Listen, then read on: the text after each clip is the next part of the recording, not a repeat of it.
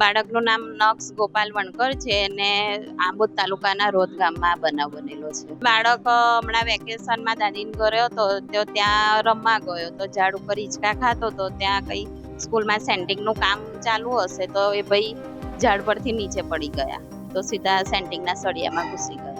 એટલે પછી દાદીએ 108 બોલાવીને ત્યાંના ગામવાળા લોકોએ હેલ્પ કરીને 108માં એને મમ્મીને લોકો આંબોદ લઈ ગયા પણ ત્યાં કઈ ડોક્ટરે ના પાડી એટલે પછી સીધા સયાજીમાં લાયા. સયાજીમાં લાયા પછી તો વહેલી તકે સારવાર ચાલુ થઈ ગઈ હતી એની. રાતના 1ની આસપાસ ચાલુ થઈ ગઈ હતી. મિનિમમ 1-1.5 કલાક જેવું ચાલ્યું હતું. બસ સારું છે, હવે તો સારું છે કે હમણાં જે એનું સર્જરી થઈ છે તે જગ્યાએ પર હમણાં ધ્યાન રાખવાનું છે કે ભવિષ્યમાં પાછું કોઈ એ ના થાય એટલે એની તકેદારી લેવાની. જો કદાચ આગળ કોઈ તકલીફ આવે તો કે પાછું આપણે એને સર્જરી કરી શકાશે એમ. બાકી હમણાં તો કોઈ તકલીફ જેવું લાગતું નથી સર્જરી કરી ત્યારે.